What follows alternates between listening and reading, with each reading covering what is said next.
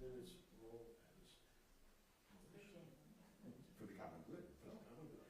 And secondly, it was bad. And this is the one that's going to be hard to remember. It was also to portray yourself in case of slavery. No. That was some slavery rules.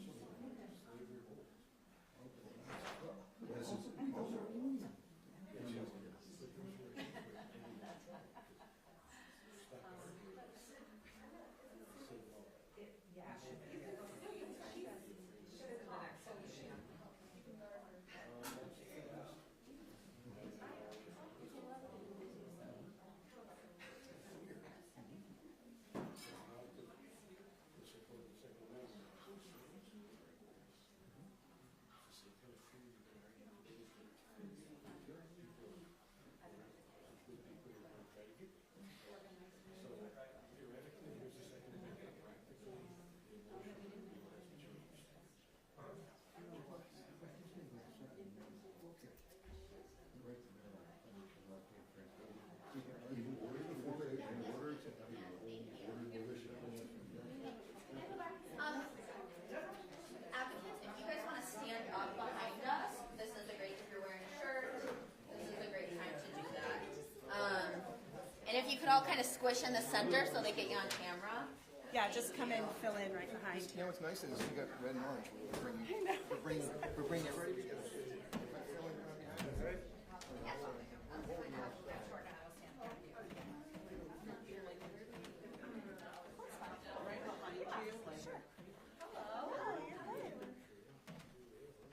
Let everybody fill in here.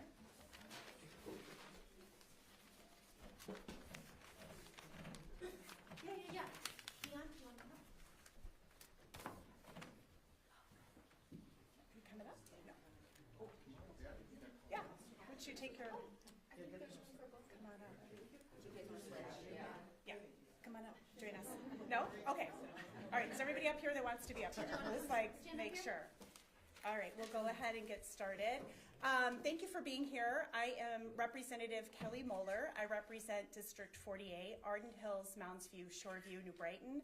I am the DFL lead on the Public Safety Committee.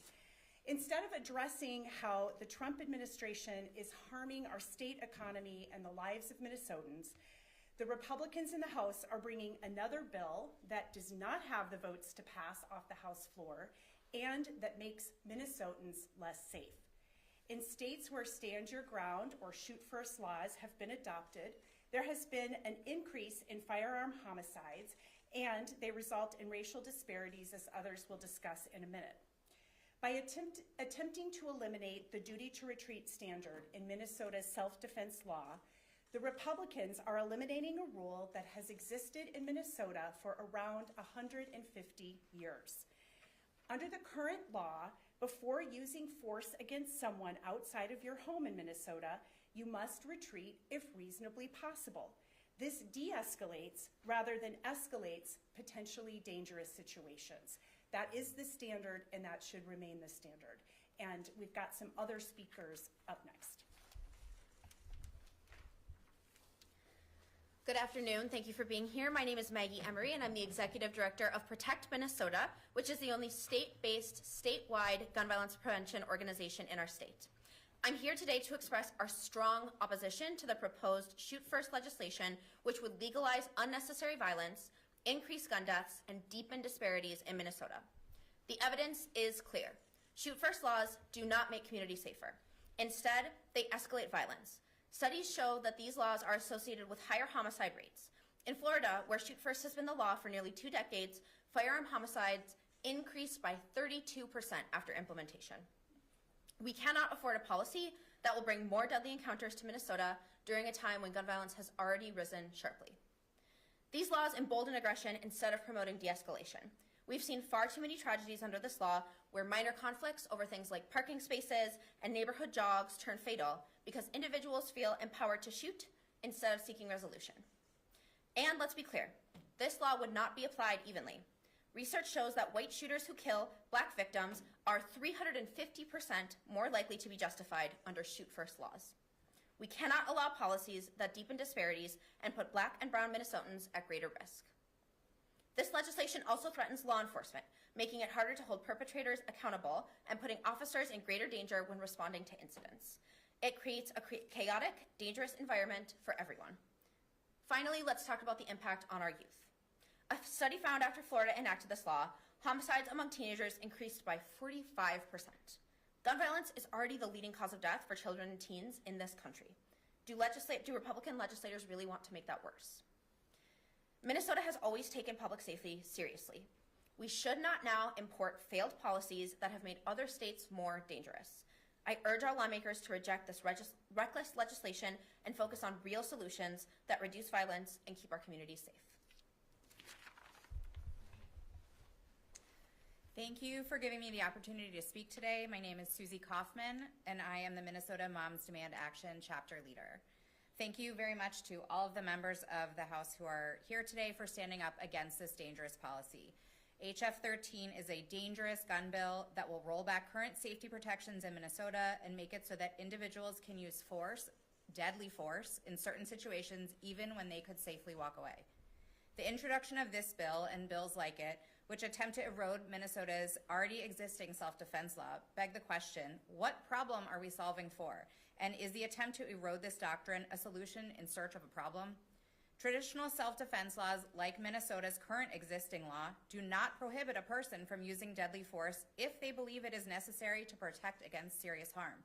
It merely requires a person to take an alternative course of action when they are in a threatening situation outside of their home, if they know they can do so safely. Traditional self-defense principles reflect the value of life. They recognize that it is best to avoid killing another human being if possible, while still giving a person the right to protect themselves if necessary. As a Minnesotan, as a mom, and a former high school teacher, it is disappointing to see attempts to dismantle our existing public safety laws gain traction in the Minnesota State House. Thinking back to the tragic shootings of Trayvon Martin in Florida and Ahmaud Arbery in Georgia, laws that dismantle our existing self-defense laws, like Stand Your Ground or Shoot First laws, promote dangerous vigilantism by encouraging people to use deadly violence as a first, not a last resort. They allow people to shoot first and ask questions later. Our state does not need any more division, and bills like HF 13 only stoke fear and division. I hope lawmakers today take a decisive stand against policies that harm everyday Minnesotans and instead focus on measures that will make a positive difference in our lives. Thank you. Hello, I'm State Representative Dave Pinto. Good afternoon. Thanks for being here. Minnesotans deserve to be safe in their communities and in our state, which is why House Democrats passed strong gun violence prevention measures to keep more Minnesotans safe. To dismantle these laws now and to allow people to shoot first and ask questions later would roll back the progress that we have made for Minnesotans and their families. Minnesota's self-defense laws work. They protect us while valuing life. The use of deadly force should be a last resort, and we shouldn't pass laws that encourage someone to use vigilante instincts even when they have the opportunity to walk away safely.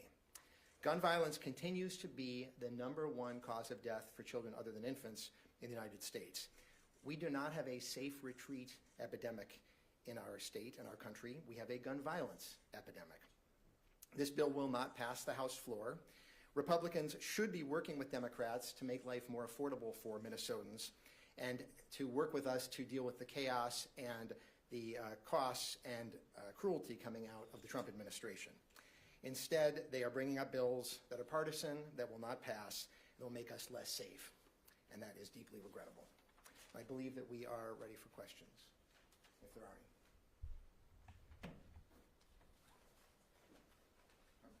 The sponsor of the bill said that this is a reaction to the Supreme Court case from last year concerning duty to retreat for brandishing a weapon. Am I understanding that this bill goes beyond rolling that ruling? Yes, that is correct. So the court ruling in that case, the majority upheld that there was a duty to retreat under the facts and circumstances of that case.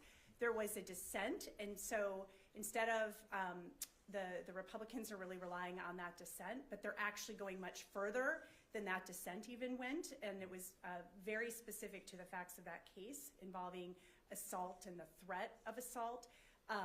And even Justice Thiessen in his dissent said Under my proposed approach, the duty to retreat before harming someone still applies. Under the Republicans' approach, that isn't the case. They are getting rid of completely the duty to retreat in all circumstances.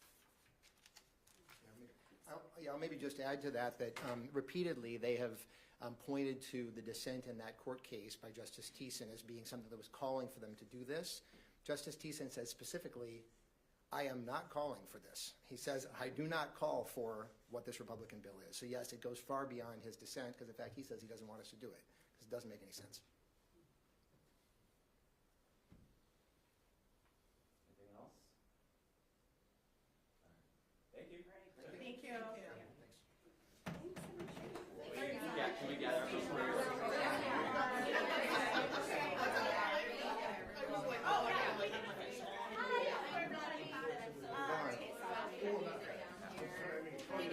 Everybody going for a photo here. Come on back up. All right, Dave and I, we have the red and orange I know we here. got the whole. Bring everybody together.